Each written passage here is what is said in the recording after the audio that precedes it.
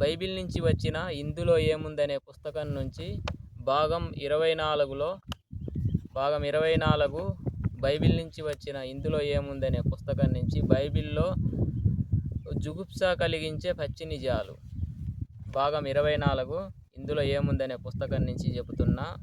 బైబిల్లో జుగుప్స కలిగించే పచ్చి నిజాలు. తల్లులను చెరపటం ఆదికాండము 35వ అధ్యాయంలో 22వ వచనం. 1. ఇస్సాకు కొడుకు జాకోబు వీడికి 4 భార్యలు. పెద్ద భార్య లేహుకు పుట్టిన పెద్ద కొడుకు పేరు రూబేన్. వీడు తన తండ్రి 4వ భార్య అయిన బిల్హాను సెక్సు చేసి తన తండ్రి కోపానికి బలి అవుతాడు. 2 సాముయేలు 16వ అధ్యాయంలో 21 నుండి 23 వచనాలు.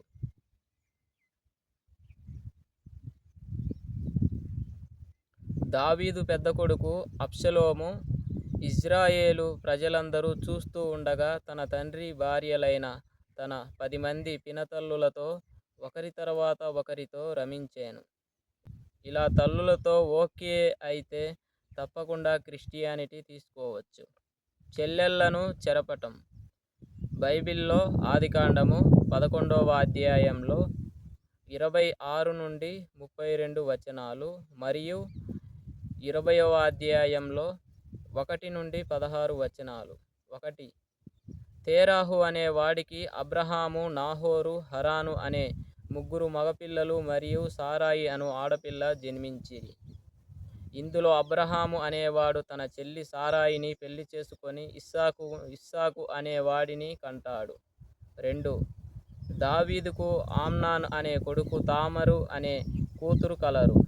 ఆమ్నాన్ తన చెల్లి తామరును మోహించి కుట్ర చేసి బలవంతంగా రమించుతాడు.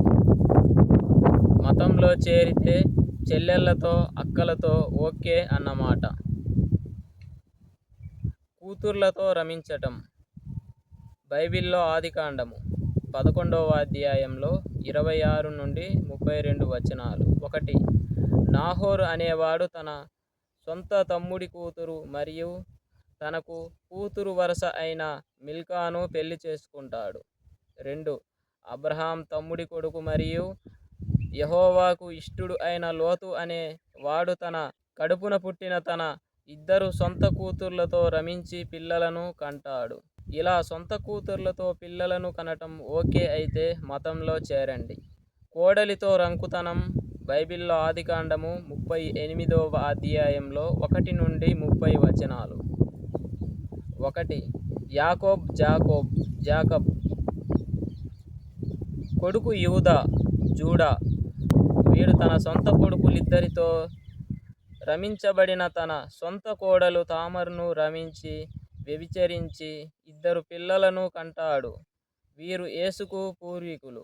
ఇలా కోడలితో ఓకే అయితే మతం మార్చుకోవచ్చు. పిల్లనిచ్చి మామ వెళ్ళాడు. అత్తలను. 2 సాముయేలు. బైబిల్లో 2 సాముయేలు 12వ అధ్యాయంలో 7 నుండి 8 వచనాలు. డేవిడ్ మామ సౌల్ రాజు.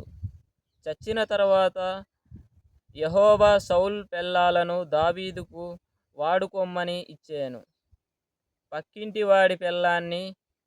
బైబిల్లో 2 సాముయేలు 11వ అధ్యాయంలో 2 నుండి 5 వచనాలు. డేవిడ్ తన పక్కింటి వాడు మరియు తన సేవకుడు అయిన యూరి అనేవాడి పెళ్ళాం బెత్షెబా అనేది స్నానం చేస్తుంటే చూసి దాన్ని చెరిపి కడుపు చేసి ఆ విషయం బయటకు పాక్కుండా కుట్ర చేసి యూరిని చంపించి వేస్తాడు. డేవిడ్ దాని పేరు బెత్షెబా. డేవిడ్ వలన దీనికి కలిగిన కొడుకులే కింగ్ సాల్మాన్. బైబిల్లో ఇందులో ఏముందనే పుస్తకం నుంచి బైబిల్లో జుగుప్స కలిగించే పచ్చి నిజాలు మీకు వివరించిన భాగం 24లో. అందరికీ జై శ్రీరామ్. నేను వివరించిన బైబిల్లో జుగుప్స కలిగించే విషయాలు మీకు ఎలా అనిపించినాయో విన్నవారు ప్రతి ఒక్కరూ కామెంట్ రూపంలో మీ అభిప్రాయాన్ని కామెంట్ రూపంలో తెలియజేయండి. ఈ వీడియోని షేర్ చేయండి కొంతమందికి తెలవడానికి.